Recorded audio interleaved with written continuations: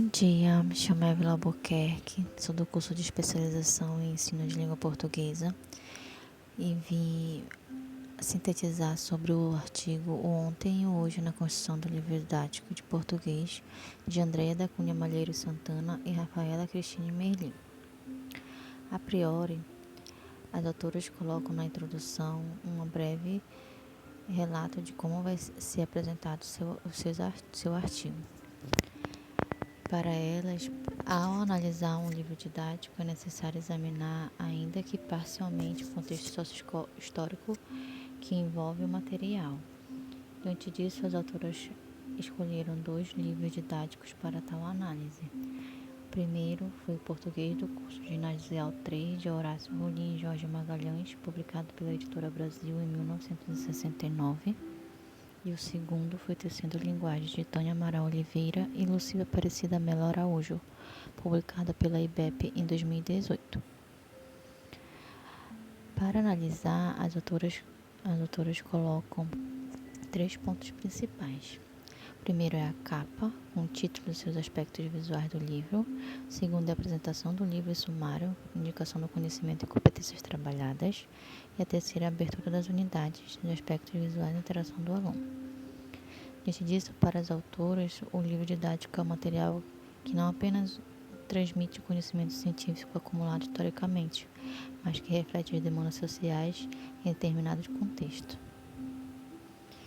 No tópico livro didático através do tempo, as autoras vão fazer uma breve linha do tempo em relação à questão do livro didático, a inclusão do livro didático nas escolas.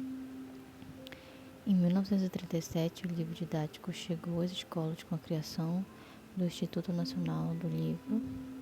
Em 1938, o termo livro didático aparece pela primeira vez em uma lei, que foi a Lei 10.006. A partir de 1960, tanto a produção quanto a distribuição foram controladas intensamente pelo governo ditatorial. Em 1966, para reforçar esse controle, o governo institui a Comissão do Livro Didático e do Livro Técnico, o COLTED. Em 1985, por meio do Decreto 91.542, surge o Plano Nacional do Livro Didático, o PNLD. Para Silva, dentro dessa nova realidade, o livro didático surgiu para suprir uma carência tanto do professor quanto do aluno.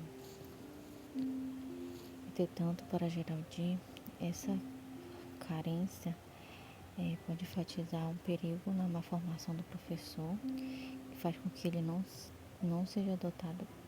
adote o livro didático, mas o livro didático o adota, pois se torna dependente devido a vários fatores, como a facilidade que ele proporciona, a falta de materiais didáticos e a falta de política de formação adequada.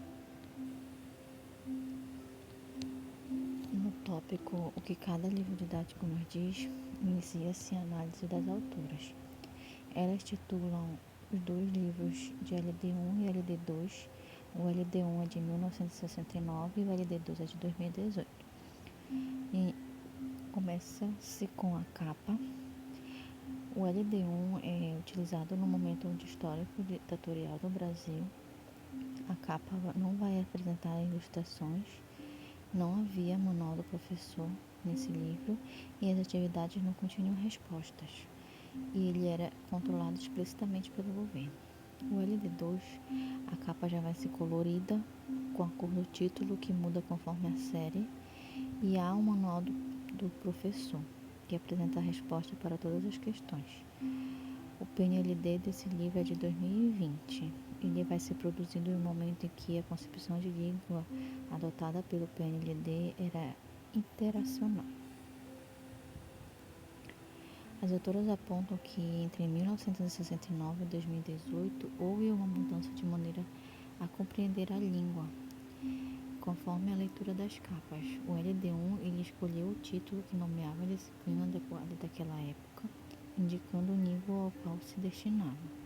O LD2 ele vai adotar a forma nominal do verbo ter ser no gerúndio, indicando que algo ainda está acontecendo. Em relação ao sumário, o LD1 ocupava 2 páginas e os gêneros eles eram limitados. E vai ser o fruto de uma época, né, de transição da produção do material didático. O LD2 optou-se a concepção do ensino atual e também dos documentos oficiais, como da BNCC. E há uma diversidade de gêneros. Para Dionísio, chama a atenção a tal contradição, né, que muitas das vezes os autores de livros didáticos afirmam seguir uma concepção, porém nem sempre isso é visto nos livros didáticos.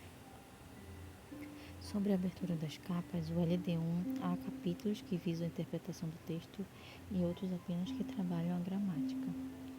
E a seleção de gêneros são da esfera literária. No LD2, todas as unidades iniciam com o texto, há uma variedade de gêneros e a presença de ilustrações, e há elementos de interação com o aluno, como por exemplo, cada unidade inicia-se com o texto e o título para começo de conversa. Diante disso, os autores afirmam que colocar os alunos como sujeito do seu próprio discurso é engajá-los em reais situações de uso dos mais variados gêneros, permite que esse estudante ele pense e repense o seu lugar enquanto cidadão na sociedade.